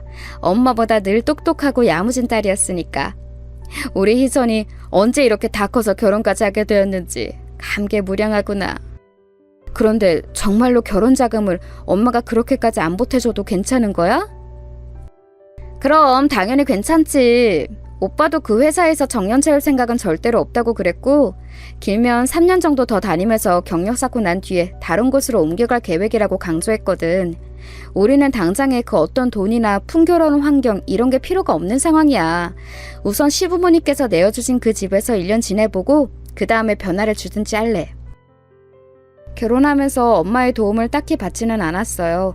저는 직장 다니면서 받은 월급을 꼬박 다 모을 수 있는 조건이었으므로 현금도 꽤 있었고 대출 나오는 것에 걸릴 게 없는 조건이었으니까요. 제가 연애하면서 늘 금전적으로 아쉬워하지 않았으므로 남편은 저희 집에 어느 정도 유복할 거라고 짐작은 하고 있었는데요. 남편이 구체적으로 물어본 적이 없었고 저도 대충 엄마가 예전에 옷이랑 신발 사업하신 적 있다라는 정도로만 알려준 게 다였어요. 물론 엄마의 노후 준비는 다 되어 있으니까 걱정 말라는 언질은 결혼 이야기 나왔을 당시에 다 해주었습니다. 엄마가 사시는 집에 남편이랑 연애하면서 2번 같이 찾아간 적이 있었고요. 저는 그런 시간들을 다 보내왔는데도 남편이 워낙 이런 쪽으로 안 캐물어보고 저 또한 결혼 확정을 짓고 나서야 시부모님에 대해 자세히 알게 되었을 정도로 시댁에 관심 없이 지내왔었으니 좀 안일하게 생각을 하고 말았어요. 예를 들어 시어머니께서 저희 집안을 낮잡아 보실 줄은 몰랐던 것이죠. 결혼식장에서 저희 엄마를 보시고는 시어머니께서 크게 우시셨습니다. 장사하느라 꽤 오래 유행가 담을 쌓고 지내다가 이제 좀 세상 사는 거 들여다보고 사는 저도 사돈보다는 감각이 뛰어나네. 요즘에 한복 대여 같은 게 얼마나 잘 나오는데 세상에나 하나뿐인 딸 결혼식에 그렇게 입고 오셨어요? 시어머니께서는 진심으로 웃겨 죽겠다는 듯 배까지 잡고 깔깔 우시셨는데요. 엄마하고 저는 그냥 잠시 얼어붙어 있었어요. 엄마는 그날 옛날에 외할머니께서 직접 지어주신 한복을 입고 계셨어요. 제가 대학을 재학 중이던 때에 외할머니께서는 돌아가셨습니다. 암이었는데 너무 늦게 발견을 하셨어요. 엄마는 외할머니께 돈 이야기를 밝히셨었죠. 그러자 외할머니께는 조금도 놀라지 않고 미소만 지으셨어요. 그랬구나. 돈이 꽤 있을 거라고 짐작은 했어도 내색은 안 했다. 너에게 미안한 점이 있어서 내가 그랬나 보다. 나에게 돈 쓰지 마라. 그리고 네 아버지, 네 형제들에게도 쓰지 마라. 너는 네 딸에게만 그 돈을 써. 이게 내 유언이야. 죽음에 가까워져 보니 가족 중에 나와 가장 가까웠던 존재가 너였음을 내가 이제야 안다. 나를 용서해라. 생각지도 못한 외할머니의 대답을 들으신 엄마는 오열하셨고 뒤에 서 있던 저도 숨죽여 울었었네요. 엄마의 표현에 따르자면 그 한복은 외할머니께서 엄마에게 선수 주셨던 유일한 선물이나 다름없다고 했습니다. 그러니 하나뿐인 딸의 결혼식에 꺼내 입으셨던 거예요. 비록 최신 디자인이나 색감의 한복은 아니었으나 고상하고 절제된 매력이 있었습니다. 그런 한복을 시어머니께서 한껏 비웃으시니 정말 어처구니가 없었죠. 안사돈께서는 겉으로 보이는 것만 보고 그 가치를 판단하며 평가하시나 봅니다. 저는 저희 딸이 앞으로 자기 시어머니 옆에서 많은 인생의 지혜를 배우는 며느리가 되기를 바라는 입장으로서 지금 안사돈의 언사에 무척 실망하고 말았다는 말씀을 도저히 안 드릴 수가 없군요. 어머, 세상에나 뭐 그렇게 무게를 잡고 말씀을 다 하세요? 저는 그저 사돈께 친근하게 다가가려는 마음에 유쾌하게 가고 싶어서 그렇게 밝게 말씀을 드린 거예요. 뭐든지 지나치면 안 하느니만 못하다는 말을 안사돈께서도 잘 알고 계시리라고 믿습니다. 듣는 이의 기분이 유쾌해야 비로소 그것이 유쾌하다고 표현할 수 있는 게 아닐까요? 그러면 지금 사돈께서는 제가 실언을 했다고 돌려 까시는 건가요? 나 원참 가벼운 농담 하나도 못 드리겠네요. 저러냐. 저는 방금 유쾌하게 말씀을 받아치고 싶어서 일부러 유쾌하다는 단어를 들먹이면서 말씀을 드린 것인데 실언한 건 저인 것 같습니다. 안사돈께서는 제 대답이 전혀 유쾌하지 않게 들리셨죠? 당연하죠. 그렇게 반응하시는데 누가 그걸 듣고 유쾌하다고 받아들이겠어요? 네, 그러시겠죠. 그럼 이제 안사돈께서도 저의 기분이 왜 유쾌하지 않은지 오롯이 이해를 하셨으리라고 믿겠습니다. 엄마의 나긋나긋하지만 분명한 말투에 시어머니께서는 제대로 한 방 먹으셨어요. 순간 한 걸음 뒤로 주춤 물러나시더라고요.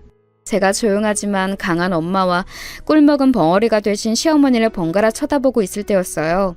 마지막을 장식하는 것도 엄마의 순서였죠. 모쪼록 앞으로 저희 딸 잘 부탁드리겠고 오늘 일정도 잘 마무리 지었으면 좋겠습니다.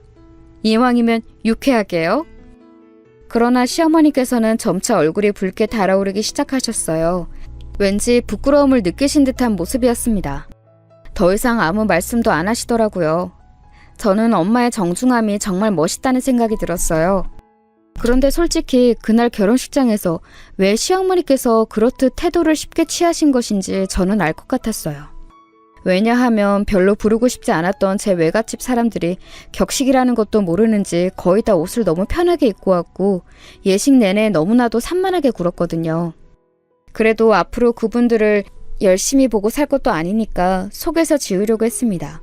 하지만 신혼여행 다녀와서 며칠 지나지 않았을 때 시어머니로부터 그걸 가지고 꼬투리를 잡혔어요. 예, 너는 어쩜 집안 사람들이라고 있는 것들이 죄다 똑같이 수준이 낮아 보일 수가 있니? 나 그날 식장에서 보고 얼마나 기가 막히고 코가 막혔는지 모른단다. 거기 식구들 중에서 명문대 나온 사람 하나라도 있니? 대기업 다니는 사람은? 글쎄요, 제가 활발하게 교류를 하면서 살아온 게 아니라서요. 어디 대학 나와서 어디 직장 다니는지까지는 잘 모르겠네요. 죄송해요. 친인척들과 별로 안 친하게 지냈구나. 하기사 서로에게 엉겨붙을 만한 건덕지가 딱 봐도 없을 것 같더라.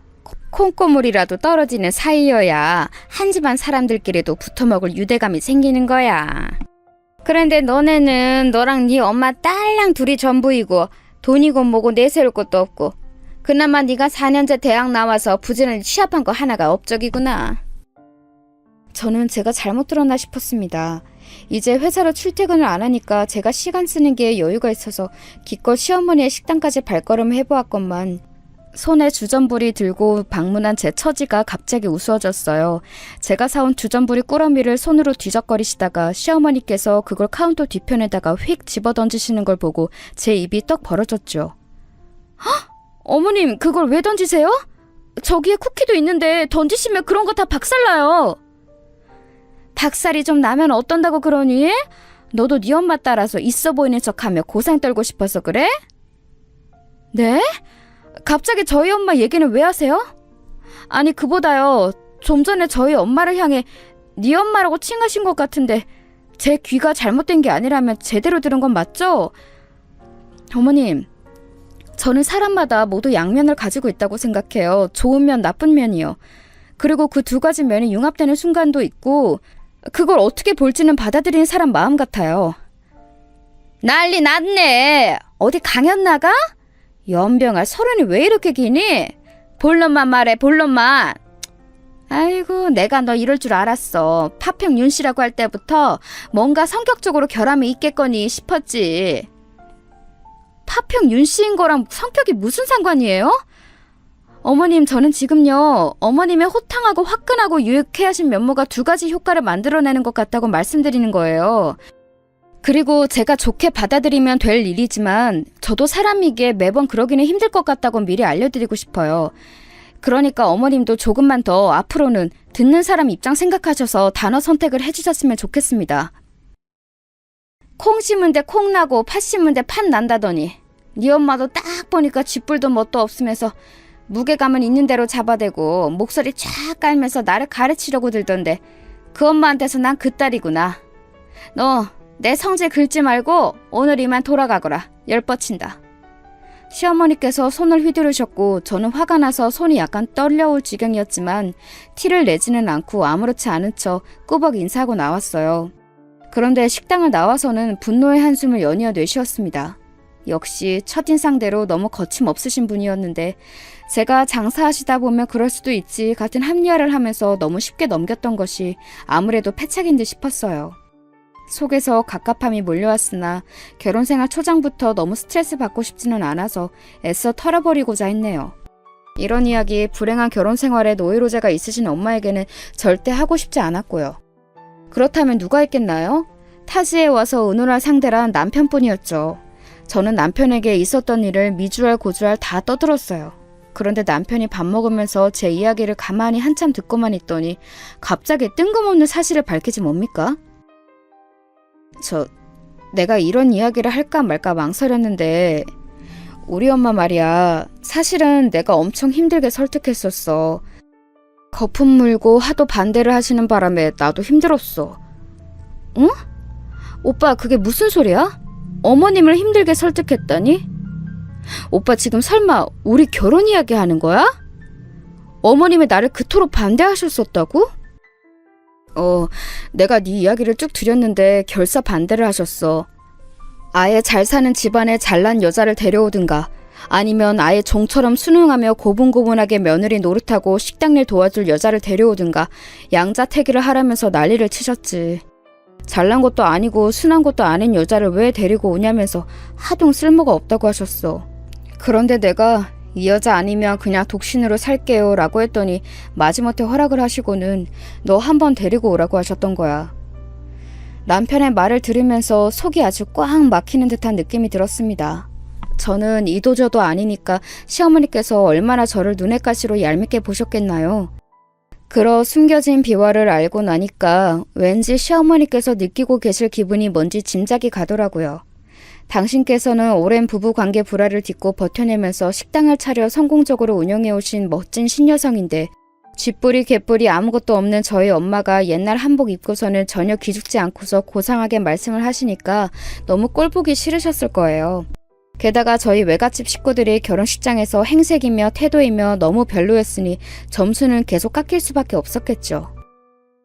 아, 진짜 어이가 없고 답답하네. 근데 오빠는 이런 이야기를 아예 알려주지 말든가 처음부터 알려주는가 했었어야지. 내가 미리 알려준다고 해서 뭐가 달라져? 그런 건 아니잖아. 난 그냥 엄마가 괴팍하게 구셔도 네가 너무 도발적으로 반응하지 않았으면 해서 그런 마음에 지금 알려주게 된 거야. 엄마가 지금은 그러셔도 시간이 좀 지나면 달라지실 거고 너에게도 마음을 여실 테니까 조금만 기다려봐. 상대가 자기를 너무 마음에 안 들어 했다는 전말을 듣고도 아무렇지 않을 수 있는 사람이 몇이나 되겠어요? 일단 저는 아니었어요. 그 이후로 계속 신경이 쓰여서 미치겠더라고요. 차라리 말씀 한마디도 안 하시고 집 밖에서 담배만 피우시는 시아버지가 편하게 느껴질 정도였습니다. 시어머니를 어떻게 대해야 할지 너무 민망하고 어색했어요. 그런데 저의 이런 고민을 눈치채기라도 하신 걸까요? 시어머니께서 저에게 먼저 이런 연락을 해오셨어요. 요즘이 식당이 가장 바쁠 시기도 아니고 그래서 내가 우리 집안 세 식구인 우리 며느리하고 시간을 좀 같이 보내면서 가까워지면 좋겠다는 생각이 들더구나. 정말이세요, 어머님?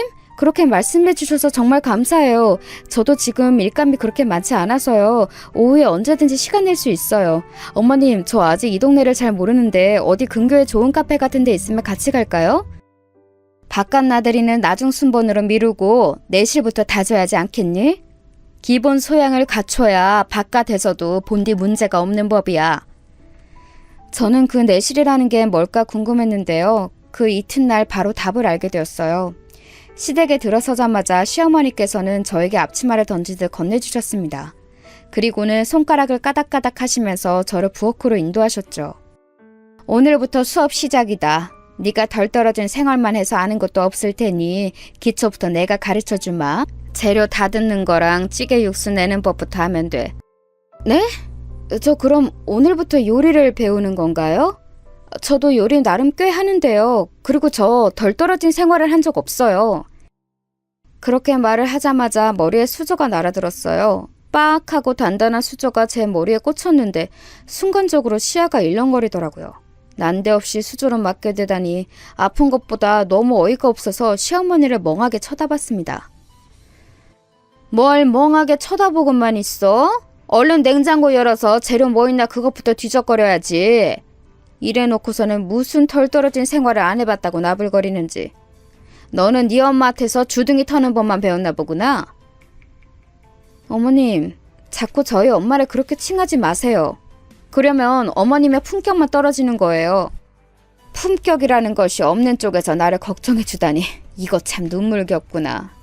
나는 너랑 네 엄마처럼 뭣도 없으면서 물에 빠지면 주둥이만 동동 떠다닐 것 같은 부류가 제일 한심해. 어머님, 그냥 제가 마음에 안 드신 거죠? 저희 집이 잘 사는 것도 아닌데 제가 주눅 들어 있지 않아서 싫으시고 저희 엄마는 어머님에 비해서 가지신 게 뭣도 없는데 태도가 당당하셔서 그건 역시도 마음에 안 드셨죠? 제가 아예 대놓고 직구로 여쭤봤어요. 그랬더니 시어머니께서 전곡을 딱 찔렸다는 듯이 헛기침을 뱉으시더니 엄포를 놓으셨어요. 네가 얼마나 잘하는지에 따라서 내가 네 엄마를 사돈이라 칭할지 계속 네 엄마라고 칭할지 달려있는 거야. 네가 앞으로 잘해야 돼. 알았니? 글쎄 어머님, 얼마나 잘하는지라는 기준이 어머님 마음이시니까 제가 그걸 맞출 수 있을지 없을지는 모르겠습니다. 저는 짜증이 난 나머지 톡 쏘듯 대답을 해버렸는데 시어머니께서는 어이가 없으시다는 듯 혀를 끌끌 차시는 모양이었어요. 그걸 쳐다보고 있기도 싫어서 저는 도중에 고개를 획 돌려버렸고요. 그리고 며칠 뒤 토요일 아침부터 시어머니께서 저를 식당으로 호출하셨어요. 직원 한 분이 팔을 갑자기 다쳐서 결근하셨는데 저보고 나와서 일손 좀 보태라는 것이었죠. 아, 네, 제가 오늘 별일이 없어서 금방 출발할 수 있을 것 같아요. 아직 오빠는 자고 있는데 깨워서 준비 마치는 대로 같이 갈게요. 왕자님은 더 꿈나라 헤엄치게 냅둬. 일은 너만 오면 되는데 왜 그렇게 생각이 짧으니? 한 주 내내 회사 다니느라 개고생한 자기 남편이 너는 불쌍하지도 않나 보다. 집에서 판판히 놀다가 컴퓨터만 몇 번 만지면 그걸로 일 끝나는 네가 하긴 뭘 알겠니. 그러니까 식당 나와서 제대로 일 좀 체험해봐. 진짜 그 말씀을 따르기가 싫더라고요. 사람 말이 아다르고 어다르고 하는데 그런 식으로 말씀을 하시니까 있던 의욕마저 사라지는 기분이었어요. 그거 꾹 참고서 제가 식당으로 가봤습니다. 그런데 설거지거리가 너무 많더라고요. 어머님, 제가 이걸 혼자 어떻게 다 해요? 식기세척기가 있다고 하지만 제가 혼자 이거 다 1차 세척을 해서 넣어야 하는 거잖아요. 혼자서는 안 돼요. 한 사람 옆에 더 있어야 돼요. 너는 해보지도 않고 다짜고짜 안 된다는 말부터 하는구나. 이 비루한 근성 좀 보소. 그렇게 주둥이 털 시간에 접시 한 개라도 더 닦아. 정 힘들어서 도움 필요하면 네 엄마 불러다가 같이 일하든가. 어머님, 저희 엄마 앞에서는 못 그러실 거면서 왜 제 앞에서는 그런 식으로 말씀을 하세요? 저를 상처 주고 제 길을 꺾으시려는 모양인 것으로 보이는데 굳이 그러지 마세요. 사장이 나를 훈계하고 가르치는 일꾼은 이 식당에서 내가 처음 봤다. 쥐뿔도 없는데 뭐 저렇게 아가리는 현란해? 너 집에서 컴퓨터 그건 왜 만지고 있니? 돗자리 하나 가지고 밖에 나가서 잡동산이라도 깔아놓고 팔면 장사 잘 하겠구만. 모전 여전이니까 네 엄마도 뭐 탁월할 테지. 야, 네 엄마 그냥 얼른 오라고 해라.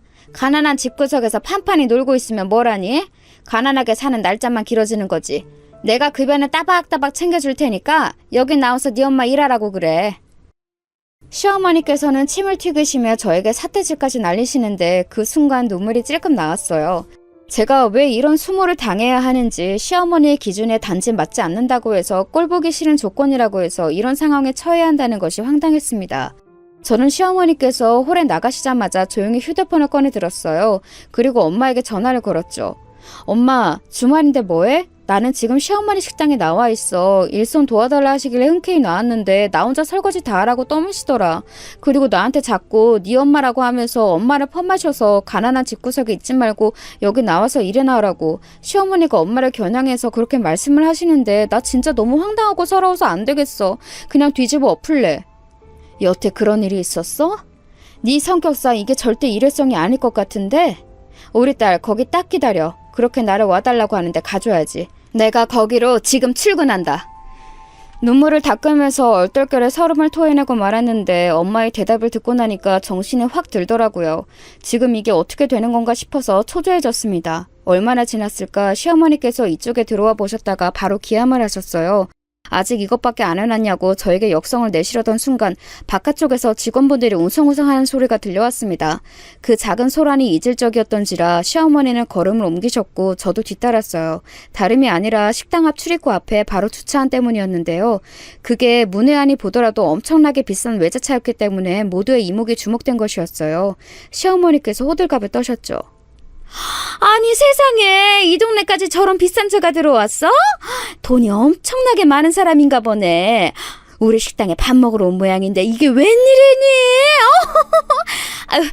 차를 조금만 뒤로 빼서 주차해달라고 말해야겠다. 저기, 응? 아니 이게 누구세요? 사돈? 왜 거기에서 내리세요? 안녕하셨어요. 제 차니까 여기서 내리지. 그럼 어디서 내릴까요? 저희 딸아이가 그러는데 저보고 이 식당에서 일을 하라고 강력 권유를 하셨다면서요. 그래서 쇳불도 당김에 뺄 겸 바로 출근했습니다. 출근이요? 아니 그보다 저거 사돈이 모는 차예요? 면허도 없을 것 같이 생기셔서 저런 외제차를 모세요? 돈이 어디 있으셔서요? 저 지금 너무 이해가 안 되고 무척 혼란스러운데 억소리 날 것 같은 저런 차를 대체 사돈이 왜... 잘 보셨네요. 억소리 나는 차 맞아요. 참고로 억소리 5번 정도 납니다. SUV 한 대 뽑고 싶어서 어떤 게 있나 보다가 고르는 게 머리 아파서 그냥 제 형편에 맞는 걸로 뽑았어요. 왕년에 사업 좀 하고 주식도 좀 하고 부동산도 좀 만지고 뭐 이래저래 하면서 살았는데 아직 형편은 이 정도밖에 안 되네요. 자, 그래서 제가 여기서 무슨 일을 하면 된다고요? 시어머니께서는 떡 벌어진 입가를 덜덜 떨고만 계실 뿐 엄마의 말씀에 대답을 못 하셨어요. 저는 이 상황이 통쾌하기도 하고 멋쩍기도 하고 참 복합적인 기분이 들어서 가만히 있었고요. 그런 저를 시어머니께서 천천히 응시하시더니 믿기 어렵다는 눈빛을 보내셨죠. 그래서 제가 결국은 입을 뗐습니다. 솔직히 말씀드리자면 진작에 제가 이런 부분을 밝혔어도 됐겠지만 그러기가 싫더라고요. 자꾸 망설여졌어요. 어머님 정도의 인성을 지니신 분께 섣불리 밝혔다가 제가 괜한 화를 당한다든지 별로 좋지 못한 꼴을 보게 될까봐 염려가 되어서 그랬습니다. 어머님께서 저에게 좋은 모습을 보여주셨다면 저도 진작에 이런저런 집안 이야기를 다 밝혔겠지요. 나 원참 그래서 진짜로 친정이 가난한 게 아니었다고? 억소리 여러 번 나는 저런 차를 형편에 맞춰서 뽑을 정도로 돈이 있다고? 이런... 작정하고 사람을 속여먹다니. 속인 적 없는데요? 결혼할 때 돈 내놓으라고 안 하셨고 돈 얼마 있냐고 안 물어보셨잖아요. 혹시 그래서 제가 집안 형편이 사실은 유복한 게 마음에 안 드시나요? 아니 안 된다는 건 아니고 그러니까 내 말은 아이고 너무 좋은 날씨라 그런가? 아까부터 몸이 좀 덥네. 땀이 나는 것 같은데 햇빛에서 이러지 말고 사돈께서는 안으로 드시죠. 누추한 곳이라서 면목은 없네요. 시어머니께서 그렇게 횡설수설하실 수 있는 분이라는 걸 그때 처음 알았습니다. 직원분들도 이게 무슨 일이냐면서 흥미롭게 상황을 보셨는데 시어머니께서는 부끄러우셨는지 귀가 빨갛게 되어 있었어요. 홀의 가장 구석자리에 가서 엄마와 시어머니께서는 두 분이 대화를 나누셨어요. 저는 엄마가 오지 말라고 해서 멀찍이 떨어져 있었고요. 그런데 멀리서 보기에도 엄마는 인자한 낯으로 말씀을 이어가시는데 시어머니께서는 몹시 난처한 기색으로 연신 고개를 주걱거리면서 듣기만 하시더라고요. 그걸로 판가름이 났죠. 대화를 마치신 후 엄마는 국밥 한 그릇을 드셨어요. 저는 집에 들어가서 남편하고 점심 먹으려고 일부러 안 먹었고요. 부부 사이는 아주 깨가 쏟아지는 것 같아서 그것 하나는 안심이네. 우리 딸 결혼 생활 엄마가 안심해도 되는 맞지? 이제는 진짜로 맞는 거지? 당연하지 엄마. 미안하고 고마워요. 내가 서투르고 부족해서 상황을 여기까지 꼬아온 것 같기도 한데 엄마 덕분에 지금 뭔가 정리가 되면서 후련해졌어. 저희 모녀가 단란하게 대화를 나누는 동안 시어머니께서는 어디로 숨으셨는지 코빼기도 안 비추셨다가 저희가 갈 때 되니까 갑자기 어디선가 튀어나오셨어요. 그리고 저희 엄마가 국밥값이라고 5만 원권을 한 장 내미시는 것에 눈이 휘둥그렇게 변하셨죠. 사돈 이렇게 후한값으로 안 주셔도 되는데요. 5만 원이라니 너무 통이 크시네요. 네? 무슨 말씀이시죠? 이 식당은 거스름돈이라는 개념이 없나 봅니다. 엄마의 태어난 반문에 시어머니 얼굴은 불타는 고구마가 되었습니다. 옆에서 직원분이 웃음을 꾹 참으시더라고요. 저 역시도 그랬고요. 시어머니께서는 떨리는 손으로 거스름돈을 준비하시다가 문득 아차 싶으신 얼굴로 말씀하셨어요. 아니지. 제가 돈을 안 받는 것이 맞는 것 같습니다. 처음 와주셨는데 당연히 제가 대접을 해야지요. 그럴 것 없습니다. 안싸돈. 제가 그냥 드려본 말씀이었고 거스름돈 안 주셔도 돼요. 앞으로도 장사 잘 하시라고 제가 개념으로 드리는 거예요. 잘 먹고 갑니다.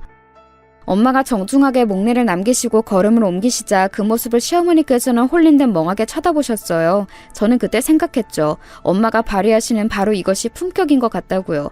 그날 엄마와 근처 카페로 가서 수다를 좀 더 떨다가 헤어졌네요. 남편하고는 긴 대화를 나누었고요. 엄마의 재산 규모는 정확히 안 밝히고 대략적으로 알려주었는데 남편은 놀라지도 않았어요. 그러면서 하는 말이 가관이었네요. 멋지시다. 근데 뭐 내 돈도 아니고 그림의 떡이라고 할 수도 없지. 얼마나 미련 하나 없어 보이는지 몰라요. 도대체 이런 남자를 그런 시어머니께서 어떻게 낳고 기르셨는지 의문이었네요. 멋대가리는 없는 남자이지만 제가 남편감으로는 잘 고른 것 같아요. 그 이후로 시어머니께서는 저희 엄마를 깍듯하게 사부인이라고 칭하기 시작하였고 휴대폰에 저를 며느님이라고 저장해 놓으셨더라고요. 그 이전에는 원래 며느리였는데 바뀐 거였죠. 그걸 발견하고도 저는 그냥 모르는 척했어요. 그게 편한 것 같아서요. 지금 현재 시어머니와 고부관계가 솔직히 엄청 편하지는 않아요. 그런데 그렇게 되기란 어차피 쉽지 않은 것 같아서 이 정도에 충분히 만족하면서 지내는 중이랍니다.